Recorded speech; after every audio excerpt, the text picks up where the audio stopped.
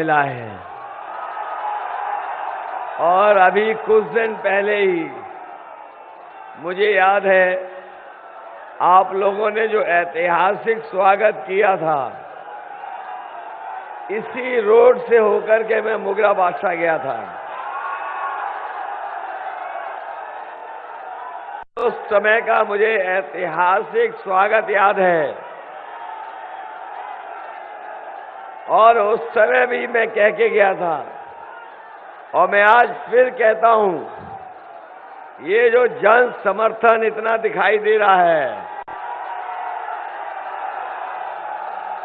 इस बार लगता है बदलापुर के लोगों ने अपने वोट से बदला लेने का फैसला ले लिया है। इस बार बदलापुर वाले अपने वोट की ताकत से बदलाव ला करके बाबा दुबे जी को ऐतिहासिक वोटों से जिताने जा रहे हैं। हमारी पार्टी के प्रत्याशी पूर्व विधायक बाबा दुबे जी, मंच पर बैठे हुए महेंद्र यादव, रमापति, रामजतन, दीनानाथ सिंह जी, संजय, भोला प्रजापति, राम शंकर, धर्मराज मौर्य, प्रदीप यादव, शेर बहादुर, अशोक, सुरेश, विकास, राहुल त्रिपाठी, रामजीत, जयनाथ, दयानंद, सरोज, राम अवध, सरोज, रामहित पाल, राकेश बिंद, पप्पू खरवार, अजय राज, अभय राज यादव, राय साहब, छोटे लाल, लालजी विश्वकर्मा, रामनारायण वर्मा, डॉक्टर रूपेश, सबाजीत मौर्य, जयनाथ, शालिग्राम, महावीर, राकेश, जसराज, सरोज, पारसनाथ मौर्य, लाल बिहारी पांडे, कृष्ण दुबे, गिरिजा मिश्रा, सूर्यभूषण तिवारी जी। मैं वो दूर मोटरसाइकिल जहां खड़ी कर करके आप आए हैं, वहां तक लोग दिखाई दे रहे हैं। जो यहां नहीं आना चाहते थे, बसों पे खड़े हैं, हेलीकॉप्टर के पास भी खड़े हैं। ये सर पे लाल गमछा वाला हाथ हिला रहा है, मैं वहां तक देख रहा हूं। ऐसा चुनाव तो पहली बार देखने को मिल रहा है। ऐसा चुनाव कभी पहले देखने को नहीं मिला, जहां पूरी जनता इस बार तैयार है वोट डालने के लिए। और इस बार जौनपुर के लोग तो भारतीय जनता पार्टी का खाता नहीं खुलने देंगे। अभी तक जितने चरणों में चुनाव हुआ है, हर चरण में समाजवादी पार्टी और गठबंधन आगे दिखाई दे रहा है।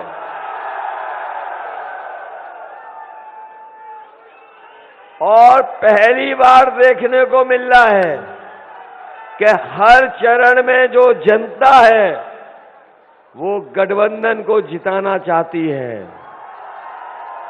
और ये जनता में मुकाबला चल रहा है कि कौन ज्यादा सीटें किस चरण में जिताएगा।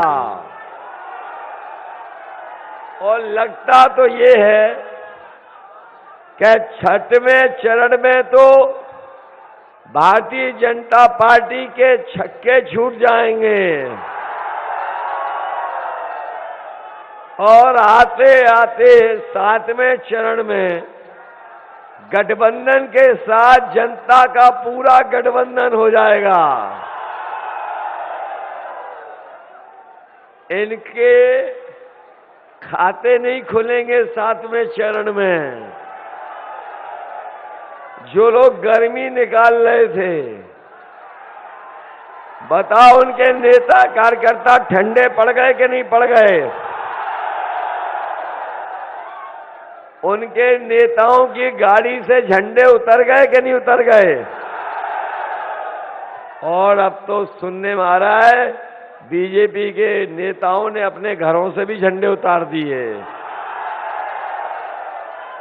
और जिन्हें हार का डर है, जिन्हें सबसे ज्यादा हार का डर है, वो बताओ बनारस पहुंच गए कि नहीं पहुंच गए? इस बार न केवल जौनपुर बल्कि बनारस से लेकर के आजमगढ़, चंदौली, मिर्जापुर, भदोही, सोनभद्र और गाजीपुर के लोग इनका खाता नहीं खुलने देने वाले।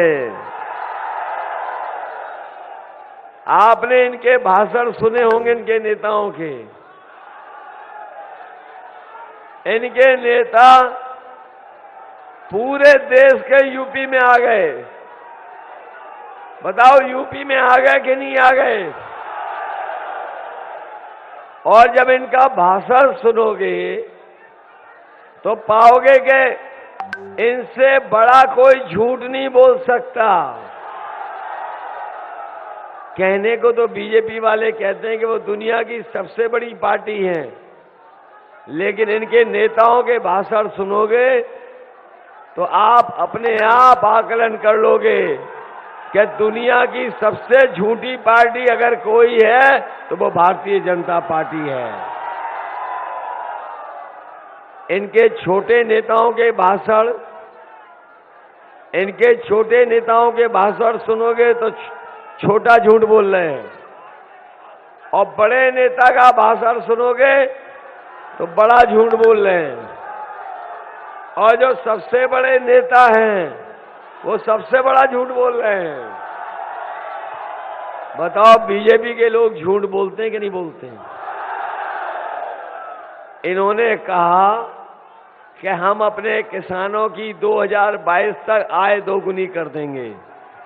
बताओ हमारे किसान भाइयों, अगर किसी की आय दोगुनी हो गई हो तो बता दो। जब पिछली बार इन्हें वोट चाहिए था और जब वोट मांगने आए थे तब सबको फ्री सिलेंडर दिया था, याद है कि नहीं याद है? जब लोकसभा का पिछली बार वोट मांगने आए थे तो बताओ सिलेंडर फ्री दिए थे कि नहीं दिए थे? और अब जब वोट मांगने आ रहे हैं तो बताओ सिलेंडर की कीमत क्या है? पहले 400 रुपए थी, आज 1000 हो गई कि नहीं हो गई? डीजल पेट्रोल महंगा हो गया कि नहीं हो गया? याद रखना, ये सरकार में दोबारा आ गए तो पेट्रोल 200 रुपए बिकेगा, 200 रुपए लीटर। जब किसानों को खाद चाहिए थी, बताओ ये किसानों को खाद दे पाए? डीएपी चाहिए थी तो डीएपी दे पाए क्या? और जब आपने खाद की बोरी को देखा होगा तो बताओ 5 किलो की चोरी हो गई कि नहीं हो गई? और अगर ये दोबारा सत्ता में आ गए तो अभी तो 5 किलो की चोरी कर रहे हैं, फिर ये 10 किलो की चोरी करेंगे। इसलिए सावधान हो कि नहीं हो? इनके नेता जो कह रहे थे क्या गर्मी निकाल देंगे,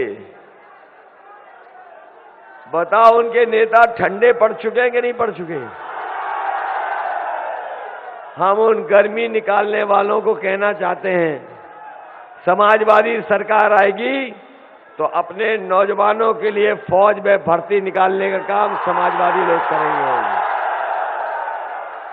न केवल फौज में बल्कि पुलिस में भी नौकरी निकालने का काम समाजवादी में होगा।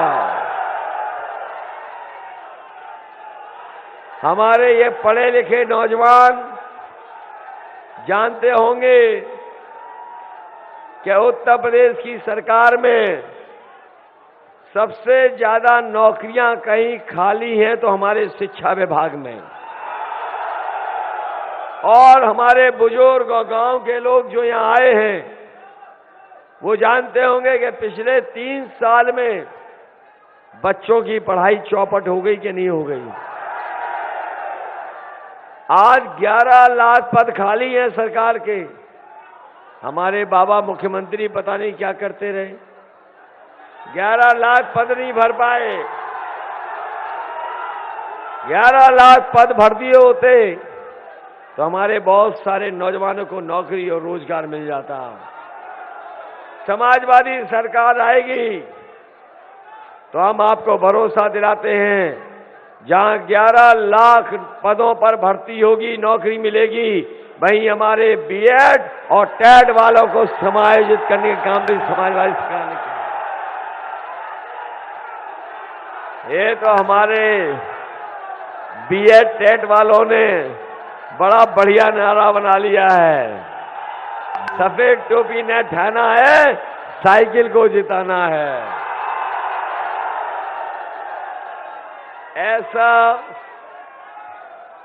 ऐसा समर्थन पहले कभी समाजवादियों को नहीं मिला। न केवल हमारे बीएड टेट वालों की मदद होगी, हमें अगर नई भर्ती भी निकालनी पड़ेगी तो नई भर्ती निकाल करके टेट वाले और तमाम लोगों को शिक्षक बनाने का काम करेंगे। हमारे शिक्षा मित्र को मानदेय समाजवादी सरकार में मिलता था, इनकी सरकार आई तो उनका भी सम्मान छीन लिया। हम अपने शिक्षा मित्रों को भरोसा दिला के जा रहे हैं और रोजगार सेवकों को भी कि सरकार बनेगी तो जहां शिक्षा मित्रों की पहले जैसा सम्मान किया जाएगा, वहीं हमारे अनुदेशकों को नियमितीकरण भी करने का फैसला समाजवादी सरकार में होगा। ये भरोसा है आपको कि नहीं है? याद रखना, समाजवादियों की कथनी करनी में कभी भेद नहीं होता है। जब कभी जनता के बीच में जो वादा किया और जनता ने अगर समाजवादियों को मौका दिया तो उस वादे को पूरा निभाने का काम भी समाजवादी लोगों ने किया। जो जो काम समाजवादियों के थे वो इस सरकार ने सबके सब काम बर्बाद कर दिए। याद करो, जब कोरोना आया और लॉकडाउन लगा, हमारे मजदूर भाई जो महाराष्ट्र, गुजरात और उत्तर प्रदेश के बाहर रह रहे थे, लॉकडाउन के कारण वो घर जाना चाहते थे, लेकिन सरकार ने उनकी कोई मदद नहीं की। वो तमाम हमारे मजदूर भाई पैदल पैदल चल कर के आए, अपने घर पैदल पहुंचे, उनकी कोई मदद नहीं की और कई मजदूर परिवार के लोगों की जान चली गई। अगर उस समय मजदूर भाइयों की अगर किसी ने मदद की थी, खाने पीने से लेकर के उनके जान जाने पर, तो समाजवादी पार्टी और समाजवादी लोगों ने, समाजवादियों ने मदद की। और याद करिए वो समय, जिस समय बीमारी आई, लोगों को दवाई की जरूरत थी, अस्पताल की जरूरत थी, बिस्तर की जरूरत थी, लेकिन ये सरकार बीमारी में मदद नहीं कर पाई। उस समय हमारे गरीबों की कोई मदद कर रहा था तो भाई 108, 102 एम्बुलेंस वो गांव-गांव जाकर के मदद कर रही थी। लेकिन इधर हमारे गरीब लोगों ने देखा होगा, आप लोगों ने महसूस किया होगा, जो समाजवादी सरकार में एम्बुलेंस चल रही थी, इस बाबा मुख्यमंत्री ने वो एम्बुलेंस भी बर्बाद कर दी। बताओ, बर्बाद हो गई एम्बुलेंस के नहीं? इसलिए हम आपसे कह के जा रहे हैं, समाजवादी सरकार आएगी तो चाहे हमें एम्बुलेंस की संख्या बढ़ानी पड़े गरीबों की मदद के लिए, तो एम्बुलेंस को बढ़ाने का काम करेंगे।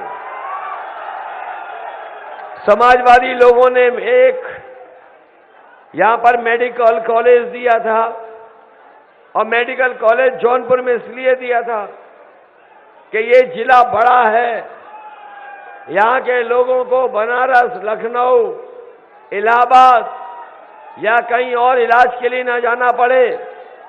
न केवल यहां पर पढ़ लिख करके नौजवान डॉक्टर बने, वहीं हमारे गरीबों का सस्ता और फ्री इलाज हो जाए।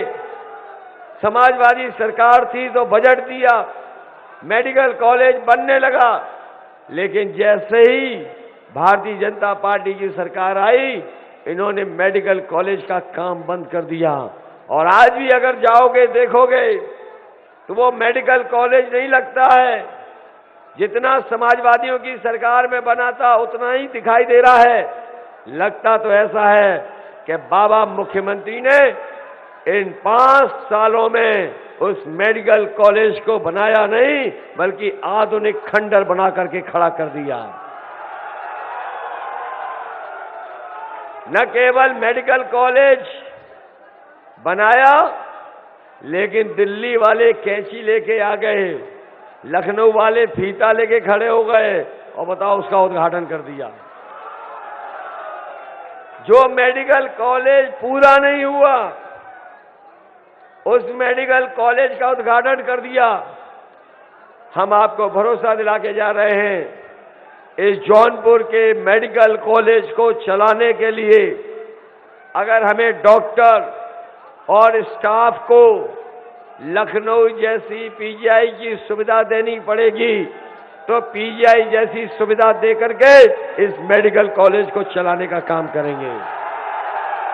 न केवल मेडिकल कॉलेज चलाएंगे, बल्कि अगर हमें यहां जो दूर रह रहे हैं लोग, उनके इलाज जांच के लिए मेडिकल कॉलेज से जोड़ते हुए कोई व्यवस्था करनी पड़ेगी, तो वो भी व्यवस्था बनाने का काम करेंगे, जिससे बदलापुर के लोगों को इधर उधर जांच के लिए और दवाई के लिए भागना ना पड़े। इसलिए आपसे हम मदद मांगने आए हैं। बताइए, मदद करोगे? ये चुनाव सरकार बनाने का है कि नहीं है? बीजेपी के लोगों ने जो दुख और तकलीफ और परेशानी दी है, वो भूल तो नहीं जाओगे? और ये हमारे नौजवान 5 साल से इंतजार कर रहे थे नौकरी और रोजगार के लिए। 5 साल और इंतजार तो नहीं करोगे?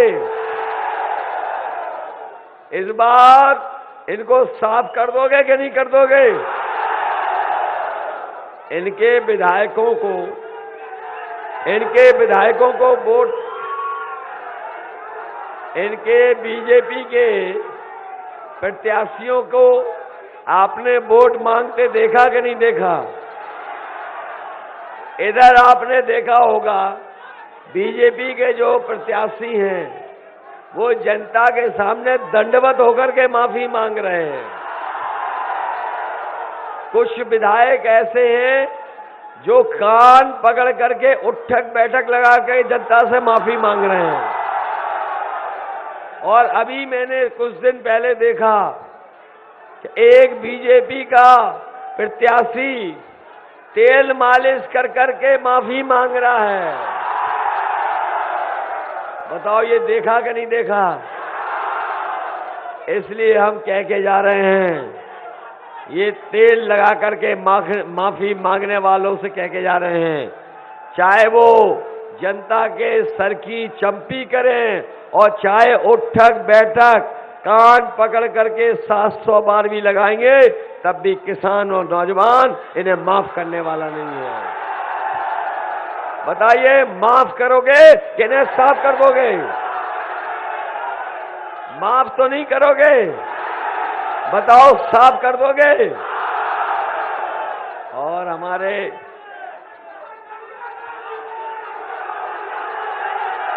बाबा जी के बारे में, अरे बाबा जी के बारे में भी तो सुन लो। ये बाबा जी नहीं, ये बाबा दुबे नहीं, वो धुआं वाले बाबा जी। मुझे तो ये लगता है बदलापुर के लोग ऐसा बदला लेंगे, बदलापुर वाले ऐसा बदला लेंगे वोटों से कि बुलडोजर, बाबा का बुलडोजर छीन के इनको दे देंगे। बताओ, उन बाबा का बुलडोजर छीन करके बाबा दुबे को दोगे कि नहीं दोगे?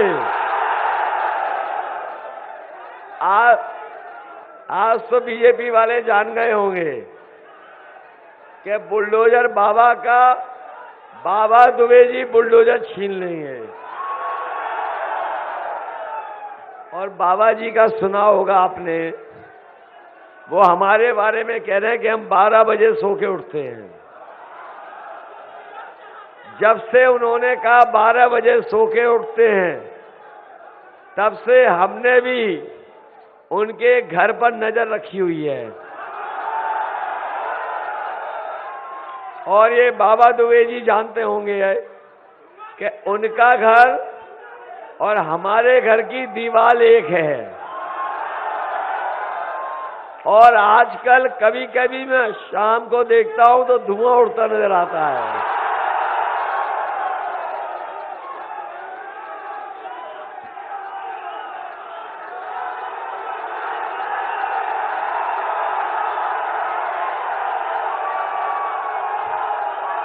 और मुझे तो ये लग रहा है कि बदलापुर की ये जन समर्थन देख करके अब बाबा जी जो लखनऊ वाले वो सो नहीं पाएंगे। अब रात में उठ करके फिर धुआं मांगेंगे। अभी कुछ दिन पहले मैंने कुछ पुताई वालों को जाते देखा। मैंने पुताई वालों को रोक करके पूछवाया कि कहां जा रहे हो? तो पुताई वालों ने कहा कि मुख्यमंत्री आवास में जो धुएं के काले धब्बे लग रहे हैं उनको पोंछने जा रहे हैं। बताओ, बाबा जी ने तैयारी कर ली कि नहीं कर ली? और कुछ लोगों को तो पता होगा कि उन्होंने लखनऊ से गोरखपुर की टिकट बुक कर ली कि नहीं कर ली? और वो गाना सुन लिया कि नहीं सुन लिया? यूपी में काबा। इस बार तो बदलापुर के लोग बाबा बाय बाय बाबा बा करने जा रहे हैं। बताओ, बाबा जी को बाय बाय कर दोगे कि नहीं कर दोगे? ये जो हाथ में हमें स्मार्टफोन दिखाई दे रहे हैं, क्या ये बाबा जी ने दिए? वो तो कह रहे हैं कि उन्होंने 2 करोड़ बांटे हैं। वो ये भी कह रहे हैं कि लैपटॉप दिया है।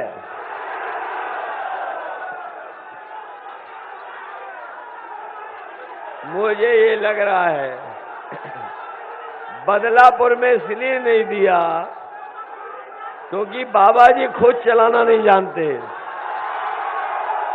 अगर वो चलाना जानते होते तो इसकी जरूरत को समझते, इसके आज के समय पर जरूरत क्या है वो समझते। आज के समय पर मोबाइल से, इंटरनेट से, कंप्यूटर से बहुत बड़े पैमाने पर कारोबार हो रहा है। लोग नौकरी का अपना कामकाज इसी से कर लेते हैं। इसलिए समाजवादी पार्टी ने तय किया है कि हमें अगर पॉलिटेक्निक,